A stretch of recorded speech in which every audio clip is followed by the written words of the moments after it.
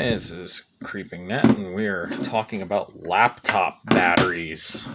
Specifically, what I do to bring them back to life. I've got a few different examples here from all four of my Versa.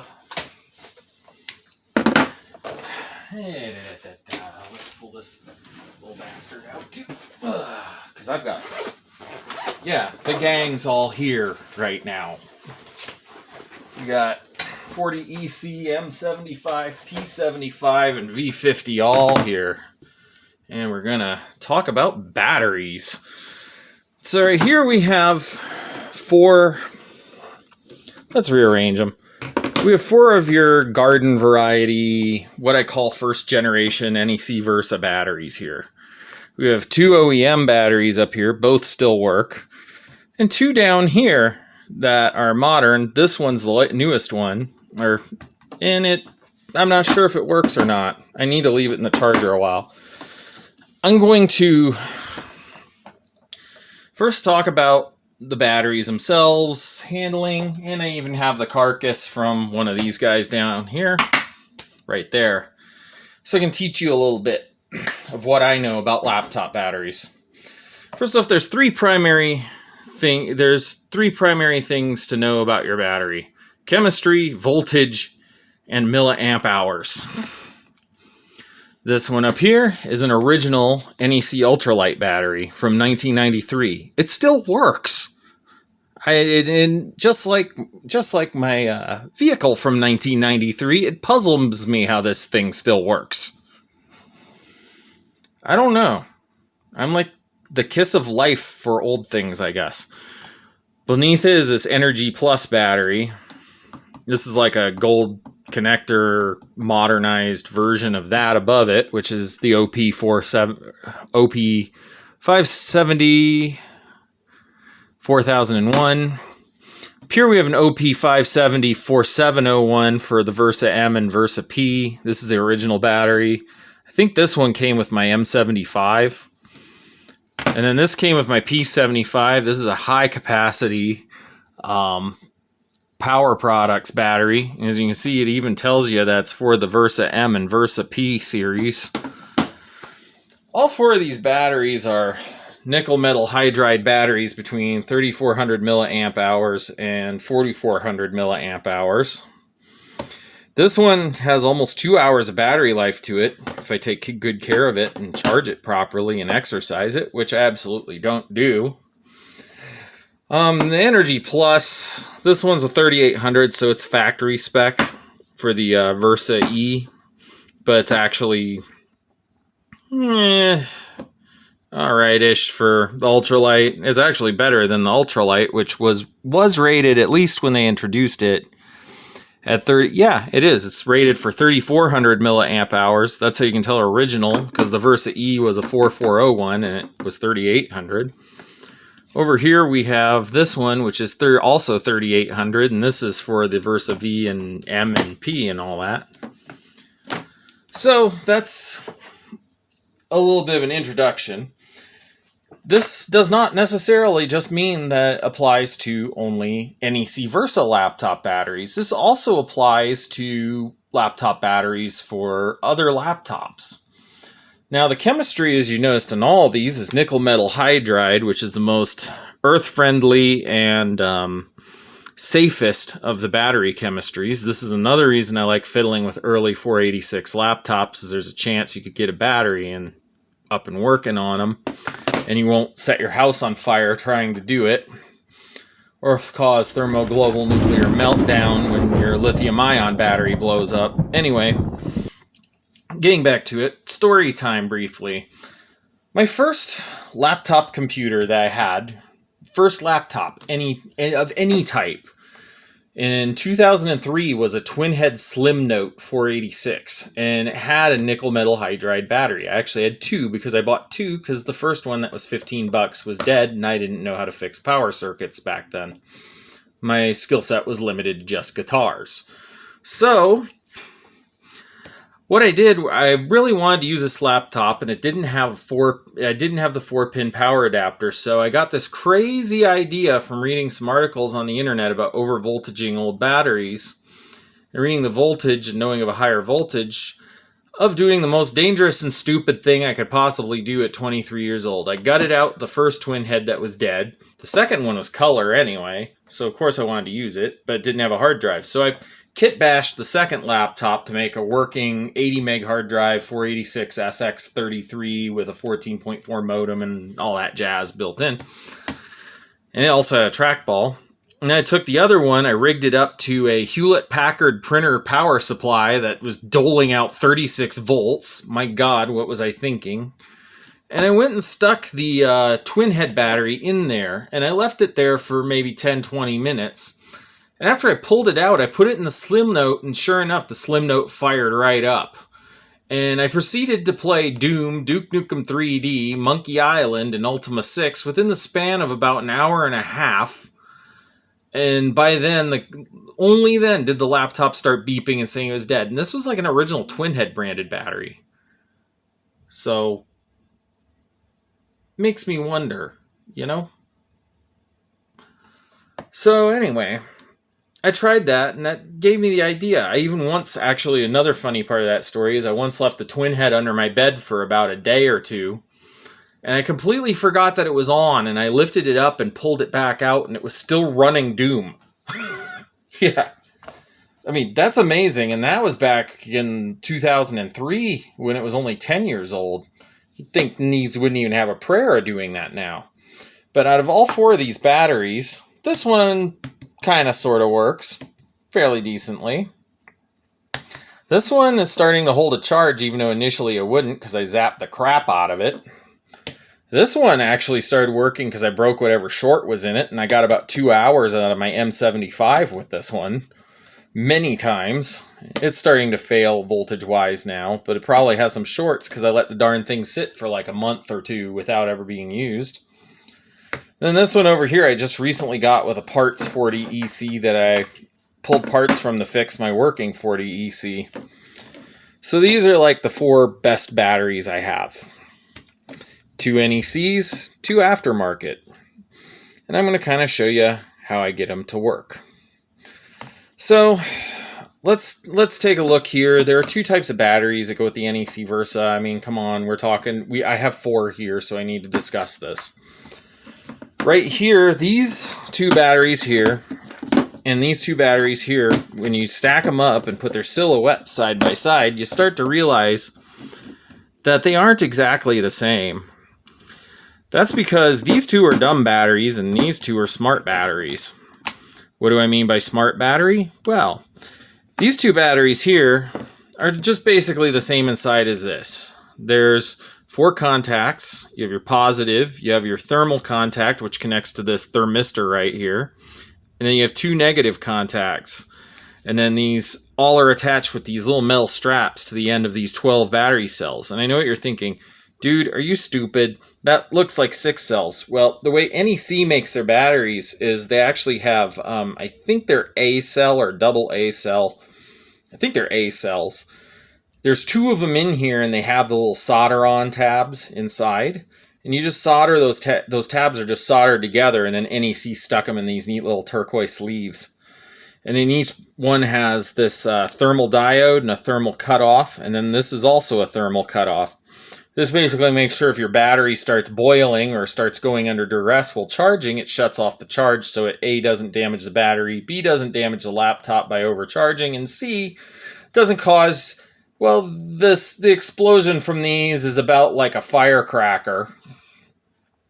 It's not really going to do even as much damage as a firecracker. It's probably about as harmful as a sparkler at worst. Maybe even just those little snappy things you throw around and they go snap, snap, snap, really. So that kind of gives you an idea of the construction. Generally, I think these are actually like 2 banks of 3 or 3 banks or 3 banks of 4 or 2 banks of 6. I'm not entirely sure. But yeah, that's pretty much what's inside these batteries here. But then we get to the smart battery over here, and I'm going to try to lift this off, this is where the magic happens on these. The smart batteries have their own little, what they call a BMC, or battery management controller. And getting this thing out is a pain in the neck. There you go. So you pop the cover off and you can see there's a little chip in there, and some resistors and a diode maybe. And it's all connected here to this little Molex connector. On these OEM NEC batteries, you can actually take that out if you're going to zap these. That way then you can make sure you don't damage this. Unfortunately, with this one, that's not the case with the aftermarkets. I could probably cut that off, but there's no guarantee it's in there. But yeah, and these do have an improvement over the others, because these two sometimes, when they're being wonky or the cells aren't balanced or whatever, they tend to throw up a false error saying your battery is bad. So that's kind of the thing. Anyway, we're going to test the voltages on all of these. The pins on the smart batteries are exactly the same, by the way. You just have these 2 extra pins that connect to the smart circuitry inside, but still positive thermal and then negative negative. And unlike these two, though, the negative is ganged between the 2 contacts. So let's go ahead and test them. I'm going to roll this VOM over here.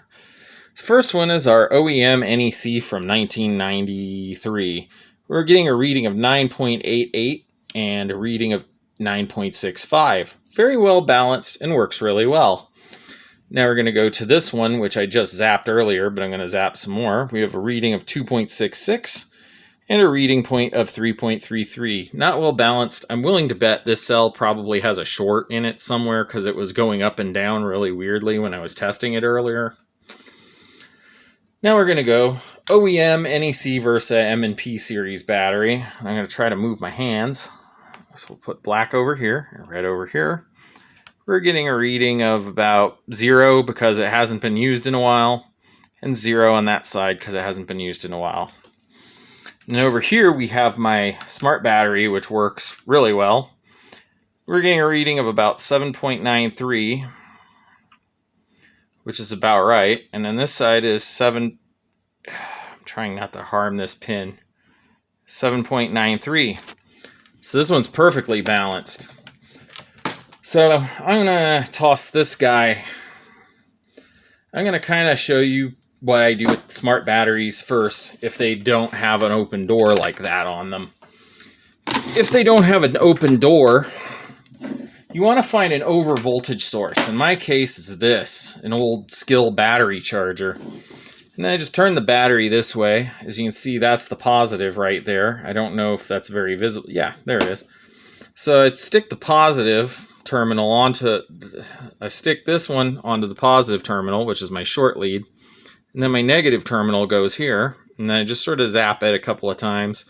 And since these are ganged grounds, I just pick whichever one works well. You can kind of see how I'm getting a little bit of a kick up when I finally start tapping on it.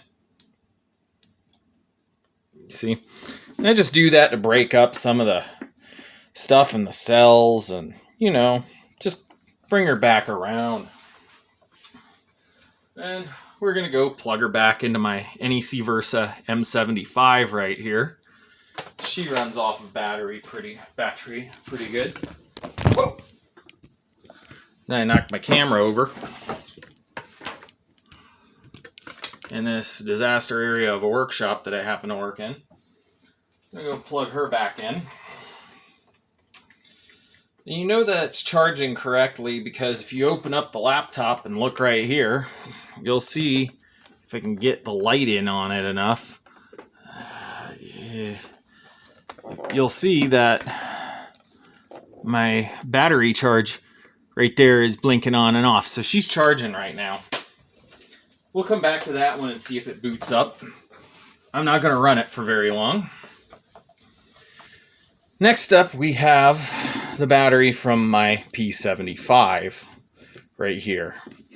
The NEC Versa P75 battery, of course, my standard procedure for this battery with the OEM NEC ones is pop that out. And then we just very carefully kind of nudge this module out. Get them working. And you're just going to have to maybe trust me on some of this, and I have to do this very delicately because I don't want to break the SMDs. You just take that little Molex plug off, and there you can kind of see the module right here, what it looks like. I'm going to pull it up and cast some light on it for you. Actually, I'm going to try to readjust this just a hair so you can see a little more. There it is, your battery module right there. Little chip on it. There you go. Try to hook your peepers onto that somehow. And then pull that off. And here's what I do with the battery charger. I'm going to try to put that back in the frame where you can see the light. I put this one on the positive terminal and this one on the negative terminal. And then I just push down and we try to get it to do what it's supposed to do. And sometimes it really puts the pressure on it. Like right now, I'm getting a little bit of light out of it now. So if I press down on there, you might feel a little bit of heat. This is the way I also do a few things. Now what I'm doing here, I'm applying this, and we haven't even looked at the voltage on that yet. So just to show you what I'm using charge-wise, voltage-wise, is I'm using around about 18.45 volts. I'm just hitting it with that. And already, since it was reading about 0 before, let's see what we're reading now. We're reading about 0.21 or 0.221 on both sides, because this is actually electronically balanced. So I'm going to hit it just a little more. We're going to kind of just push on it. You can also tell this charger is for a skill, and it works really well because when things are like shorted or not charging right, the light becomes very dim when it's under a heavy load because it just can't light up that light well. And as you can hear here, it's just sort of pushing on it and pushing on it, and just going to kind of hold on to there and for a few minutes. You can see the light starting to get a little brighter, getting to be affected a little less by the light up ahead. Just keep pushing on it and pushing on it and pushing on it. And that light will get brighter as, you know, the battery starts to break up the cell shorts and all that. And then I forgot to mention, this will work also for other laptop batteries or nickel metal hydride, not just these. You might even get better results. I'm going to talk about the pinouts in a minute. You don't want to use the thermistor pinout for anything. You want to avoid that. I once went across all 4 of these contacts. Oh yeah, actually it's on here on the battery if you look like that. First pin's positive. That one is the thermal sense pin. Don't touch that. These are your 2 grounds. So I'm just holding on to it, and you can see the LED has gotten a little bit brighter. Might be hard to tell, but yeah. It's getting there, and the charger's getting a little warm because it's having to push really hard. We pull it off. Sometimes I test these to make sure that they aren't shorted. So what I do is I put it on the continuity setting down here, which is 1 over right there. And then I just sort of touch to this and this.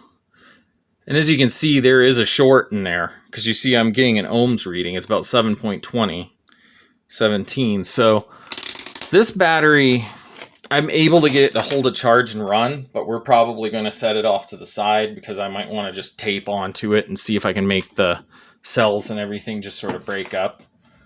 So I'm going to kind of set it over there for later. We're going to go to this battery over here.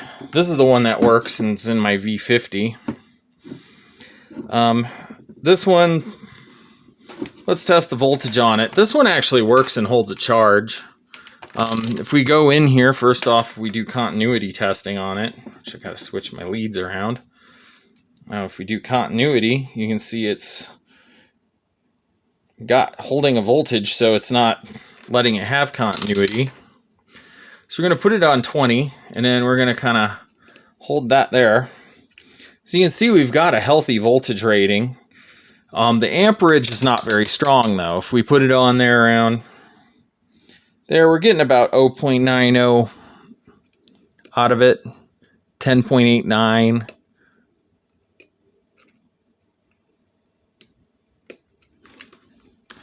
This is under the milliamp setting, so not really getting enough out of it to really drive it. So we're just under we're getting about pico amps out of it. So there's not really a lot of amperage coming out of this battery.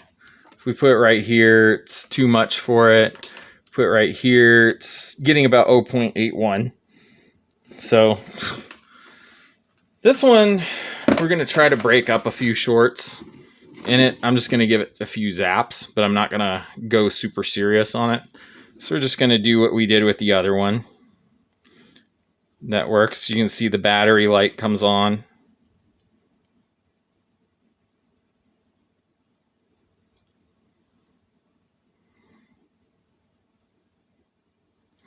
And go. And just zap it for a few seconds, and then we'll slap it back in the V50, and we'll go see how the M75 is doing.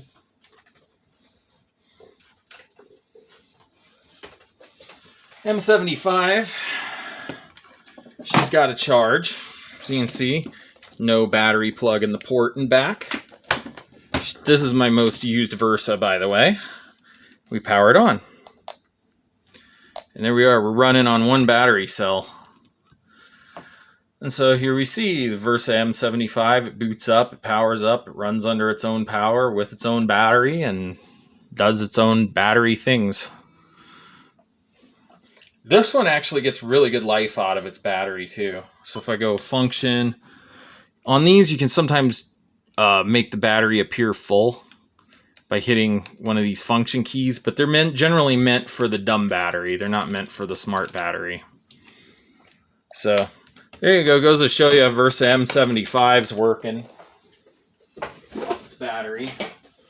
I'm going to leave V50 plugged in here. Then we're going to focus on this. This one, this one right here, this Energy Plus, I got out of my parts laptop. Aftermarket battery. It says Nickel Metal Hydride for Ultralite Versa, even though it's 3800, not 3400 like the Ultralite. And it's got a barcode. This is a fairly new battery, I think. I think we can save this one. So, right now we're going to stick over to continuity and we're going to see if there's any shorts in it.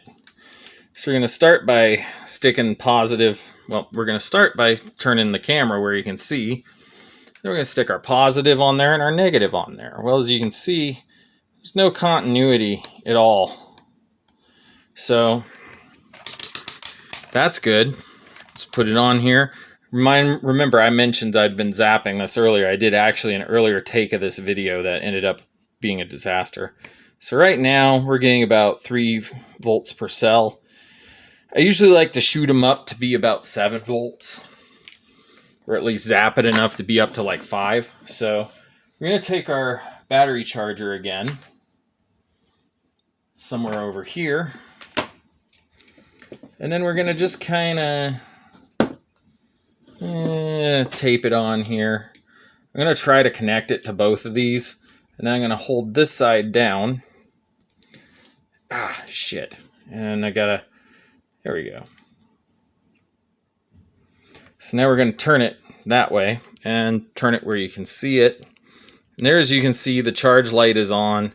We're charging the battery. It's pushing the voltages in to both cells. I'm just going to keep pushing and holding on it like this for a while. And this should also balance out the cells a little bit. So this battery, the good news is it seems like it's not getting hot after I did that. And when I shot an earlier shot of this, there was a few popping noises and stuff inside. Don't be alarmed by those. If they're small enough and they're not very severe, what you're actually hearing, and this is what the real problem with these batteries is when you let them sit, they develop stalactite shorts inside. Basically, the chemical compounds that make up the battery solidify and turn into a short that doesn't allow it to hold power. And so without that power being held, your laptop runs shorter and shorter, and these form over time, and the little granules inside the battery that make up the chemicals become less and less fine and can't hold as much of a charge. That's why there's actually an exercise regimen for these where you run the battery fully down. That's why the NEC Versa comes with a decharge utility for DOS, is because you're supposed to decharge the battery all the way down to like 0 and then let charge fully up again. This exercises it, keeps the cells from becoming more and more compounded and creating shorts, and it makes your battery last just as long. How long these should last? Really, you don't know. You never know until you actually try. NEC from the factory, the Ultralite Versa was touted as having a maximum of 8 hours battery life with a monochrome screen, with the hard drive turned off, the brightness turned down, highlight off, which is the thing that turns all the text in DOS white and inverts it a little bit to make it a little easier to read. And then you also want to turn off the hard disk and have APM on advanced power management on maximum. Yes, these laptops had APM even back in the DOS days. So having that, you could get up to 8 hours battery life with 2 of these with the floppy drive removed, or you could get up to 4 hours battery life when monochrome. You get about 3.5 maximum, and that was with the Ultralite. With the Versa M, it seemed more like 2 hours was par for the course, at least back then. And that's what people complained about, which really, I'm not going to complain. 2 hours is about what most of my work laptops used to get, including even the nicer ones I had when I was at Microsoft. So, having a decent battery life out of a vintage laptop like this is a real gas. So anyway, I'm just going to hold on to it. You see the lights on, and then we're probably going to check it and see if it charges. And then we'll check on our V50. And I'm probably going to tape the leads onto that other battery. So right now we're looking at this battery with the Chart Power Plus or whatever it is. I'm going to pull this back in frame. Now we're putting about 5.92 on this side and 5.96. 94, 93, 92, 91 off of that side. Battery hasn't gotten hot at all. I'll probably charge it in another laptop at some point tonight. But anyway, let's go check on the V50 and see how she's doing with her battery. Now, the V50 right here, I've been letting it charge for about 5 minutes. And here, as you can see, it powers right up and charges. It powers up, charges, it runs. And there it went back dead again. So this one's going to need a little longer charge time than the other one. Another thing I found with these old laptops is a trick to get them to actually stay charged also is to not let them sit and charge for too long. You want it to get charged full and then you want to use it immediately afterward. And I find if I do it that way, I get maximum battery life, sometimes 30 minutes, sometimes it could be 2 hours. So I'm going to pull that out. Anyway, we're going to kind of zap the cells on this guy a little more and see if maybe I can get this one to hold the charge a bit. So it's at 5. I want it up at 7, so I'm going to kind of hold it for a few more minutes on the charger. Just pull this out here and just, hold on to it, make it do its thing. There we go.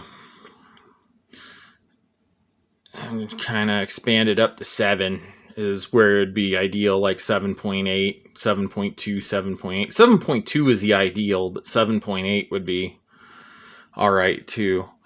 So this is just what I do with these things to get them to come back to life. And anytime I get an old battery like this, I do this. There's no reason to take it apart or replace the cells, at least not until you do this and it still doesn't work long enough to be satisfactory.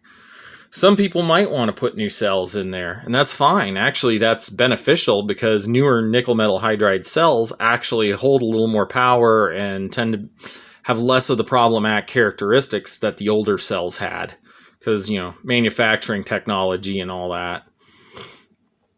So I'm going to hold this one just a little longer, and then I might throw it in the 40EC and we'll charge it and see if it holds a charge for a while. Just trying to push this down. Come on.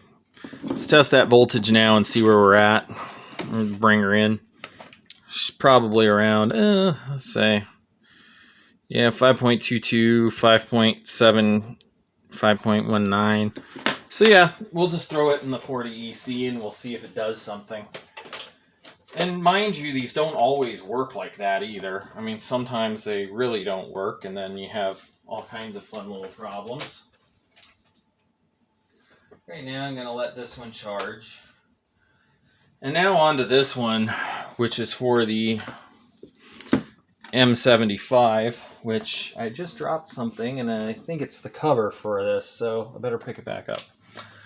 So, how I zap these is, of course, I take this module out if I can, because I don't want to damage the module. They're literally unobtainium.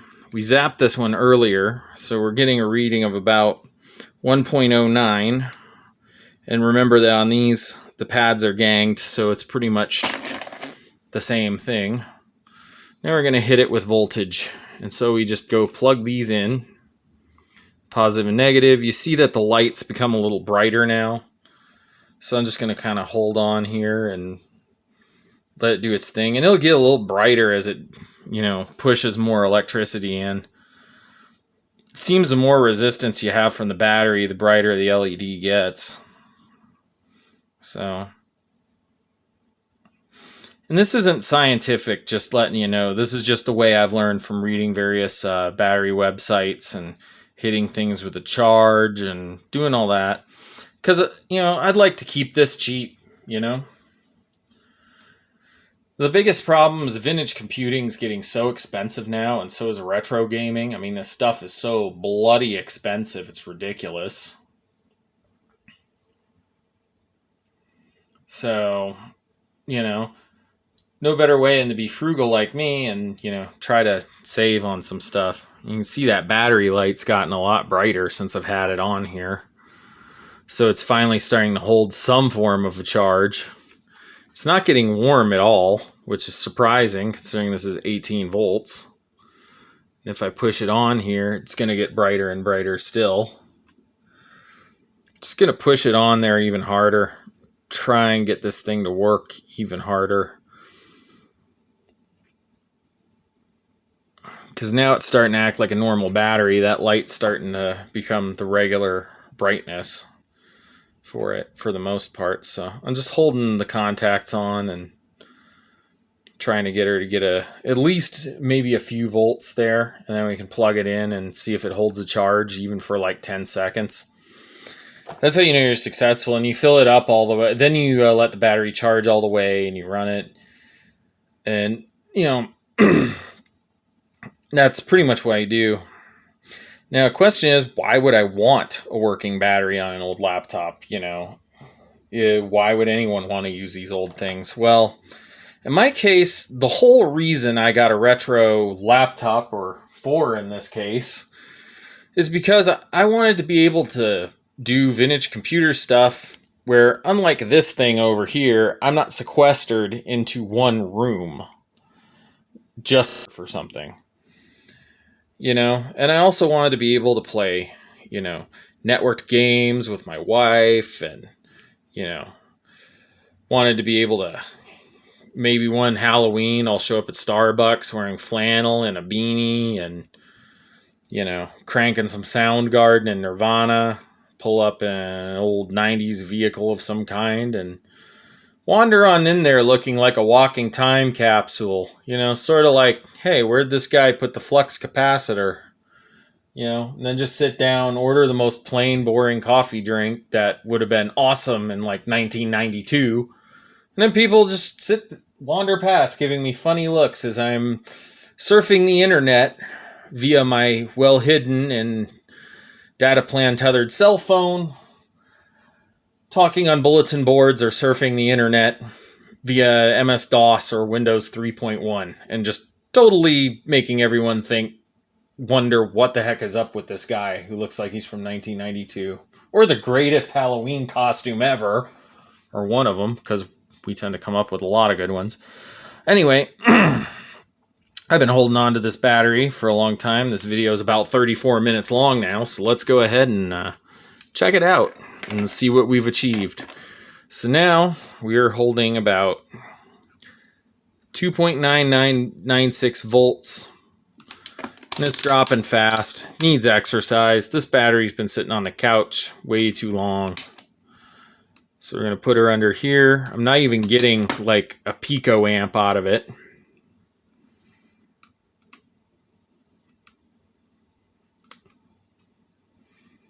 So I'm not really getting much an amperage out of it.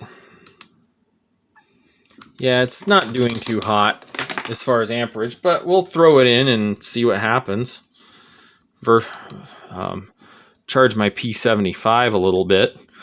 We'll go check on the 40 EC I threw on the charger, and we'll see if she fires up. Even if for just a few seconds, to show us that that battery has some kind of life in it. This is just what I do to get these going, just so I can switch rooms without having to reboot and lose my save or whatever.